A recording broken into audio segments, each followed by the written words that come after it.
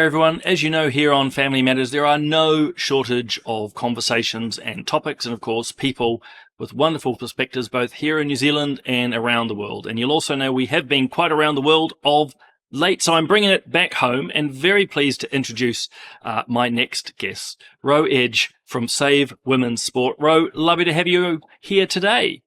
Thank you, Simon. It's lovely to be here.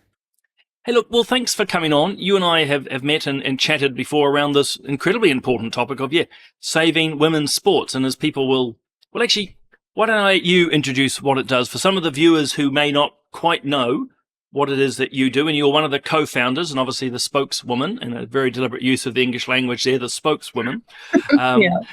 Woman, better get my grammar right. Tell us a little bit about your organisation, why you exist, and then we'll get into some of the meaty parts of the conversation. Yeah, sure, Simon. So Save Women's Sport was established 5 years ago because we identified that with the IOC changing the laws around participation for the female category and allowing males to self-identify into it if they just lowered their testosterone, that would have a flow-on effect to all sports.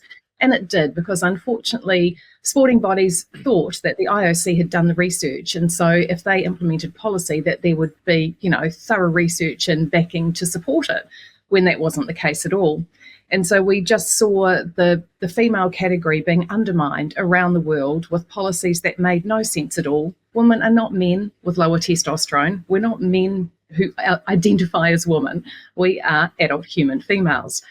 And so we set up Save Women's Sport in the early years. We were told, this is such a non-issue. There's so few, don't be so mean. But as we predicted over the years, the number of males self-identifying into female sport, and from community level, we're talking primary school, intermediate, secondary school, through to community sport and elite, has just grown and grown. And now we have a major issue. And thankfully, President Trump has recognised that and has been the first world leader to have the courage to do something about it. Well, it's been quite remarkable. I've observed to a few others, both here on Family Matters and other shows, executive orders just about every day and endless questions from media. But it's just been quite remarkable, particularly in this woman's space. As you say, he's recently signed this executive order, which in effect says women's sport for women. Well, such common sense, right? Women's sport used to always be for women. In fact, the female category was set up entirely to give females the same fairness, safety and opportunities in sport as male counterparts had always enjoyed. And it beggars belief, actually, that 5 years on, we're still fighting this battle in New Zealand, and that this is only just happening in the States. But we just are very thankful that it is actually now happening, and it feels like the tide is finally beginning to turn. It's only my observation, so feel very free to comment. But in some ways, a lot of the American election was actually based around this topic. I mean, there's a plethora of them, but the Democrats, or Harris in particular, made a particular element of women's issues very front and center. But a lot of people, it seemed from the polling, were really focused on biological men playing in women's spaces or in prisons and so forth. So It seems that actually this issue has been front and center of American politics, and in this case, President Trump is responding. Well, I think his most popular ad was that we are, what did he say? That Harris is for them, we are for you, or something like that. But it was just so poignant, right? It said it all. It's, they stood for nothing. Whereas, the rights of females are actually really important, and they have been undermined by gender ideology for far too long now, and it needs to stop. I mean, you and I have talked about this, but it's good for viewers to hear it, because, look, I've chatted with you in person. We were at that conference together last year. It won't surprise you, I've been talking to people like Rachel Wong from Australia, Sal Grover, and others. But what do you say to those gender activists who say, actually, you and I and others are discriminating against people with a transgender identity? We don't want to discriminate against anyone, but biological reality is important, and it impacts every facet of our life. That we have separate categories for a reason, and when you dismantle that, it has a major effect, and it's actually women who are being discriminated against. You know, the rights of the LGBTQ plus whatever it is these days, like, you know, they have so many rights. They've got more rights than anybody else. I mean, Simon, as a man, you can't just go and, you know, walk into the women's toilets without identifying as a woman, and magically you can then. But, you know, that they want more rights than anyone else, and we have a collision of rights. And we need to get back to some reality here and ensure that, yes, we look after and respect and make sure that there's safe spaces for people in our transgender community, but at the same time, that cannot be at the cost of women's safe spaces and women's fair competition. And unfortunately, that is what is happening. For what it's worth, I often say to people when I'm debating in this space or others that human rights often do clash. They don't just sit in their own little silos. And yeah, here we have a clash between gender identity and biological reality. And the way through it is actually empirical reality, which is biology exists. There's male and female, and therefore that trumps, no pun intended. And as you say, I suppose I could put it this way, you and others have fought for a very long time for women's rights, including to have your own sports spaces. And now, in effect, mostly men are invading that space. Well, there's no longer women's sport when you allow men into it. It's no longer, it's an open category. And the mad thing that we did is, if we wanted to make people feel included, and we wanted to open up a category so that they could be, then the logical step would be to open up the men's category, because no one is disadvantaged by anyone else self-identifying into it. But instead, we decided to undermine women's rights and open up the women's category. So now the women's is an open category and the men's is protected. Yet there's no need for it to be. No, I just see the absolute absurdity, and also the more often than not a rejection of saying, well, let's create a third category. Let's have the identify however you want. They don't want that either. It's a very deliberate intention to get into the women's category, in this case of sport. It is, yeah. World Aquatics tried that. I think it was last year or the year before. They created a new transgender category at their world competition. No one entered it. Crazy. But that says me, that's just so illustrative of what we're talking about here. Yeah. There'll be some viewers who will say, well, this is an American problem. So when President Trump was signing his executive order, he gave a number of examples, but that's all in America. Talk us through, as we've before, some of the situations we've had in New Zealand, because it's happening right here as well. It is, and it's interesting. When I met with Minister Chris Bishop, who was the sports minister at that stage, I think it was September last year, that was his immediate response. Oh, look, all these examples you're going to show me are from America. And it was like, no, Minister, every single one of these examples is from New Zealand. And I'll just tell you a few. Like a girls' intermediate cricket competition over in the Hawke's Bay, a boy self-identified into it. He was staying in the same accommodation as the girls. None of the girls or mothers were made aware that there was going to be a male in their spaces. And of course, he was the hardest, biggest hitter and won an award for the tournament, a female award. He turned up the next year. I think the organisers had so many complaints from women and girls that they put him into separate accommodation, but he was still able to play in the female cricket tournament. So, you know, a young girl lost her spot in that representative team, and all the other girls had to, you know, lose against a superior male of his age. We have a man in Blenheim, I think it is, who self-identifies into roller derby just for the purposes of roller derby, into female roller derby, and he lives as a man in every other facet of his life. And when a woman in his team asked if he could be slightly less aggressive, because, you know, roller derby is like bull rush on wheels. It is a full contact sport. He complained and had her ridiculed and shunned so much that she left the sport she loved. We have male cyclists. Can I just jump in there briefly? And please, we should have got some of the other examples. What has struck me with some of these situations, and you just described it there, is that it's the women who end up being pushed out. I mean, I'm not even sure what the right. It's trying to be diplomatic. It's quite horrifying in a way that it's actually the women who pay the price at so many levels. Well, inclusion is a fallacy. When you include males, you exclude females from the category that was set up entirely to enable their inclusion. And this is what is happening in so many instances. You know, we've had women who have gone to like a female-only gym, and they've walked into the female toilets and changing rooms, and there's been a male just sitting there watching. And they've gone to complain at the counter, and the receptionist has said, oh no, he's transitioning into a woman. And they've had to leave because they no longer feel safe. We've had a 12-year-old girl that walked into the changing rooms of her swim club, And there was a man sitting there, an older man. She ran out really fearful, and the pool said, "Oh, we can't ask him to leave. He says he's a woman." They called the police, and the police said, "No, we can't ask him to leave because he says he's a woman as well." And so the end result is the little girl stopped swimming. Again, it's the girls, in this case, or the women, paying the price. And let's be honest about it, there are safety issues for women around men. Not all men by any means, but there's a reason why we created these spaces. Yeah, there is, but we seem to have thrown safeguarding out the window to appease a small minority of men who want to do what they want to do. Can I just point out the absurdity too of that last case that you just shared, that the roller derby guy is only identifying for that moment. I mean, this is the absurdity within the absurdity. So if someone wants to buy the argument you can somehow magically change your biological sex, then that would be, if you will, permanent. But this is the absurdity within it. Oh, no, I'm only a woman when it suits me. Also, the roller derby have gone even further. Their international organisation has changed the whole gender ideology definition so that they can just have gender expansive, I think is the term. People can self-identify into the female category as well. It's a nothing. So you actually have men in beards who look like men, who are inadequate at men's sport, basically coming into the women's sport. And there is so many woke women who celebrate this, which actually does my head in. Sorry, Simon. But, they don't understand their internalized misogyny, I guess. It's very sad. It's something I've tried to work out. Typical man. I'm trying to work it all out. But no, I've talked to different advocates in this space, and it's what I can't work out either, is why a number of, as you say, woke women are supporting this. It's like, it's so destructive. But as a typical man, I had interrupted you.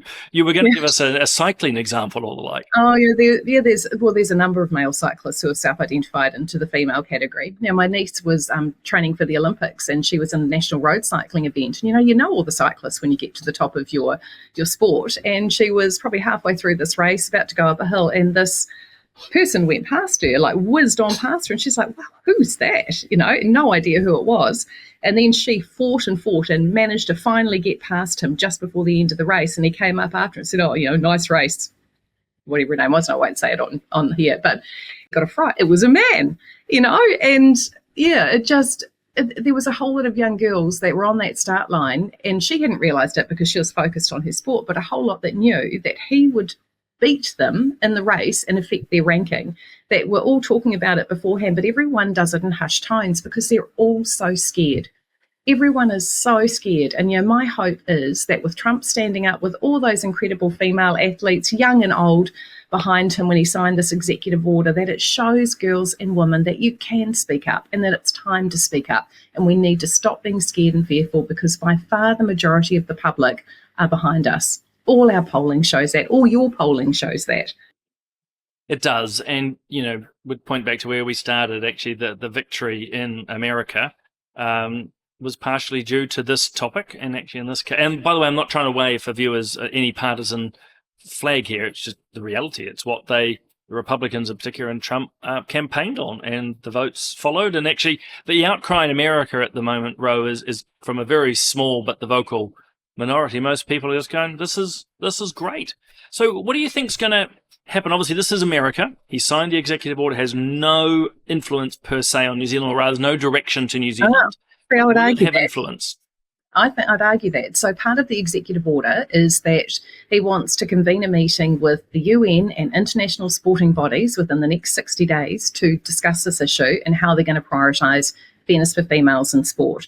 So that's part of it. He's also wanting to ensure that the Olympics ensures fairness for females as well, and that they change their policies to make that happen. So even though that this is an American executive order, it will have ramifications throughout the world. And I'm hoping that will have ramifications back here as well. Because if Olympic sports can no longer allow that, a lot of our national sporting bodies say they will follow their international federations' guidelines or governing bodies' guidelines, although we've caught them out on that a few times. For instance, New Zealand Cricket, when I first contacted them, said, "Oh no, we have to follow, International Cricket Board's guidelines, which were lowering testosterone." And then when the the International Cricket Board changed that to not allow self-ID anymore at all, New Zealand Cricket said, "Oh no, we've got to follow Sport New Zealand's guidelines." So things will change, but most will follow their international governing bodies, and Trump wants influence over those. And with the 2028 Olympics, I think, is in LA, isn't it? It is. And You've caught me on the hop because I don't remember the date, but definitely it's in LA, and yeah, he'll have a lot of control over that.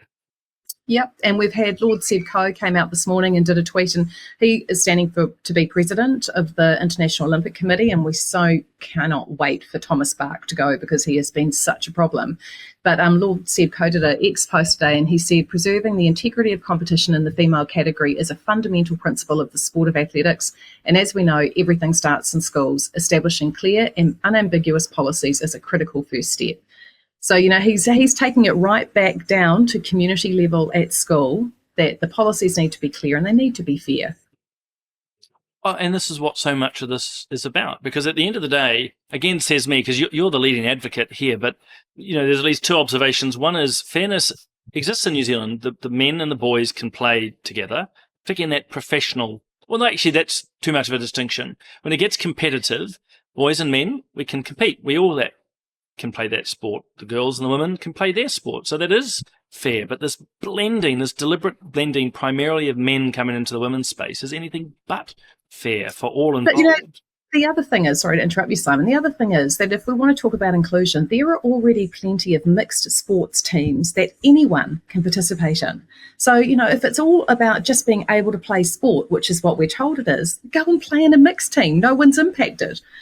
So what is the big deal here? But it's not. It's about wanting to invade women's spaces and dominate women in their spaces and their sports, and it's got to stop.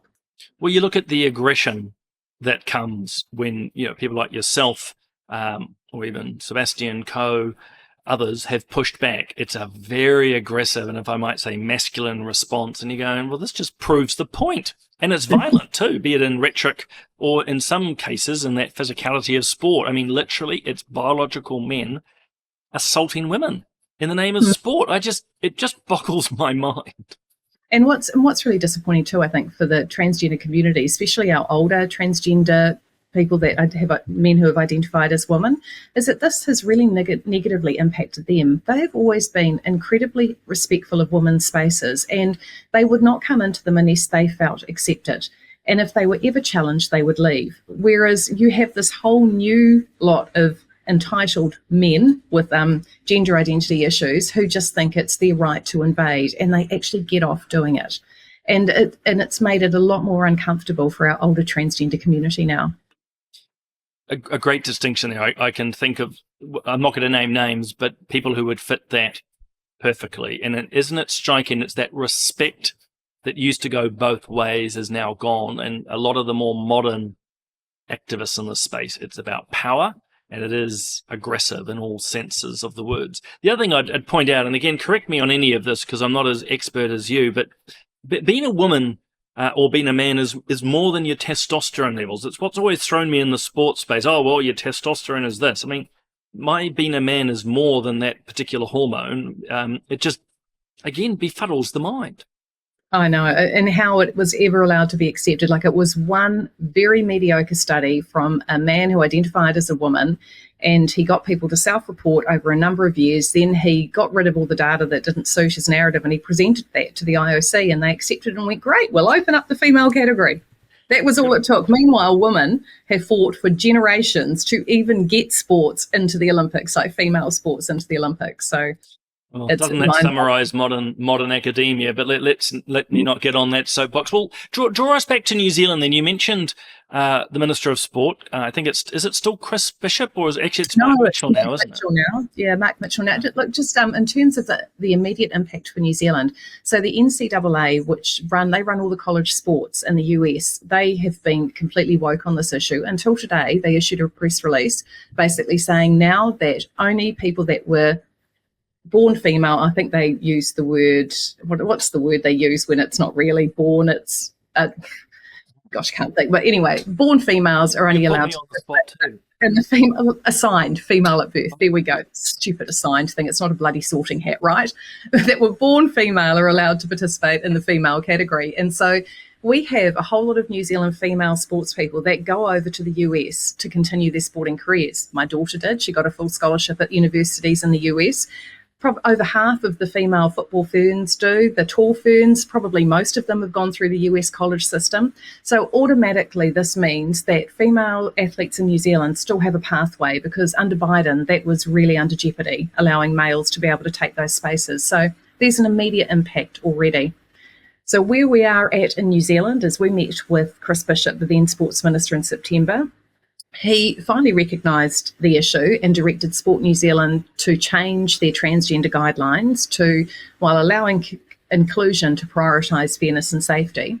We've been in touch with Sport New Zealand to find out what that process will be. They are getting a group of international experts, I hate that word, experts, together to look at their policy and how they want to change it. My feeling is they're going to do everything they can to not prioritise fairness and safety for females and still allow inclusion.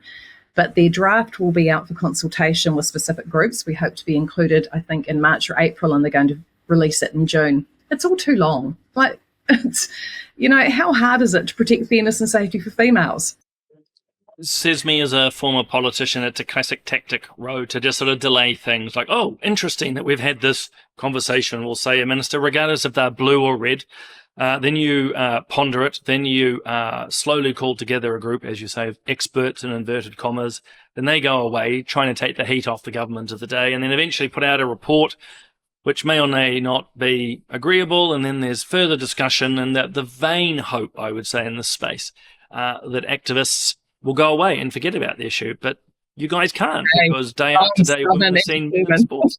Yeah, it's been 5 years. I'm not going to go away. And, we want more now. We don't only want the transgender guidelines to be rewritten to prioritise fairness. We want the national government to actually adhere to the promise they made to New Zealanders in the coalition agreement with New Zealand First, which says that the government will not fund sports that don't prioritise fairness. Pretty much it's what it says. It don't have rules relating to gender that compromise fairness. And if Raylene Castle, who is the CEO of Sport New Zealand, won't ensure that this taxpayer-funded organisation she oversees complies, then really she should go. So I think that the New Zealand government should go a step further and actually not fund any educational facilities that allow boys or men to participate in female sport either. Like, we want more now. Well, there's a good example, though, of what happens with delay, actually, rather than taking the bull by the horns. Yeah, and why not keep the advocacy up? I think one of the themes coming through this podcast is actually the events in America and the leadership that they're taking will have a flow-on effect globally, as you say, right here immediately in New Zealand, and it will continue to. But after you. Sorry. So one of the key points I wanted to make is that a lot of sporting leaders and political leaders have been able to hide behind the fact that there haven't been many people speaking up, especially in leadership positions.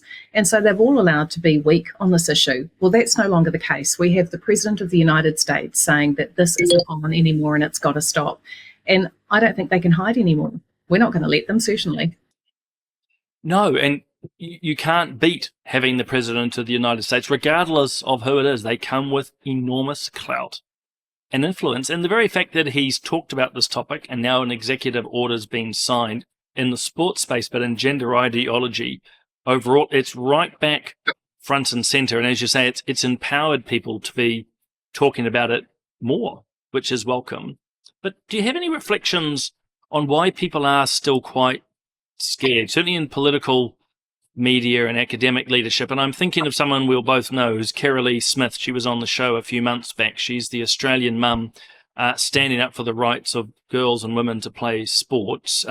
She's been hounded again, I think, by the police or dragged through the courts because she called out a biological male playing in a female sport, and yet she's the one being punished.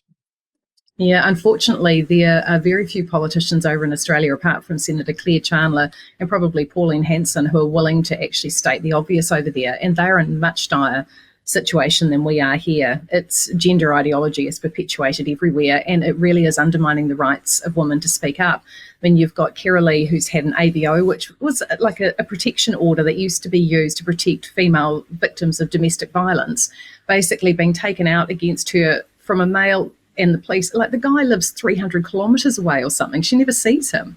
But it's all about this power and belittling and punishing women who dare to speak up. And it's just sickening. I mean, Sal Grover has been fighting for 5 years to have a female-only app, and it's going to the High Court. It's just total madness. So we're in a better position, weirdly, than Australia is, but we need them to turn this around as well, because unfortunately our leaders will hide behind each other. So hopefully Peter Dutton, excuse my phrase here, but grows some balls and actually does what he knows is the right thing. I don't know Peter well, but it's one of those cases, I suspect he does, but there's this funny malaise, for want of a better word, that just seems to stop politicians in particular acting appropriately. They know what they need to do, but there's just this funny constraint on them these days. And that's not making excuses. No. It just drives me bonkers. Anyway, yeah, well, Chris Luxon is another one like that, right? And the thing is, they're all too fearful of the mainstream media still. They don't realise legacy media is dying, and that, you know, people get their news from way more a variety of platforms, including your own, and that they don't actually matter anymore. And people, like, you know, occasionally I'll tune into the news just to see how they report on a different issue. It's not because I want to watch to get information from them. It's actually to watch how they report, because the bias is just so bad. So our politicians need to ignore legacy media and start listening to people.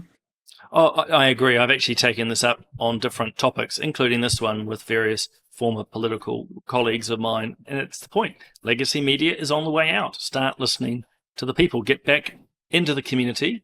Listen to the mums and dads and the children. And actually you'll get a better sense of what, in this case, Kiwis want. But I'm also a bit like you, Ro. I will occasionally jump onto legacy media, mainly to, if I could quote Grandpa Simpson from The Simpsons, to anger up the blood, because actually the reporting is terrible at times of how they choose to, I would argue, misrepresent things. I'll give you a good example of that. Sorry, I know we need to close up. No, but the New Zealand Herald, when they reported this the other day, their headline was, Donald Trump signs order banning transgender females from women's sport. Make that make sense. Because if you're talking about the transgender community, it's transgender males that are being banned. There's no such thing as a transgender female. You know, but the thing is, they've taken the word woman, trans woman. Now they want to take female as well. And so they create these headlines to generate confusion. And that's the whole purpose, because people will look at that and go, well, why is he banning females from women's sport? That's so wrong. Yeah. But that's the intention, right? And that's one of the really important reasons why groups like your own exists, and, you know, why I know you've been across multiple media and now here, is to try and get the message out to people and to educate them, because actually this playing with words, this manipulation of words is part of that sort of gender ideology agenda. And it's been a massive part. Yeah. Well, Ro, I'm incredibly grateful that you've made the time to come and chat, to give us your perspective. As I say, you're one of the key leaders in this space, speaking up for girls and women in their sporting space. So look, thanks so much for your time and all that you do. I appreciate you having me on. Thanks, Simon.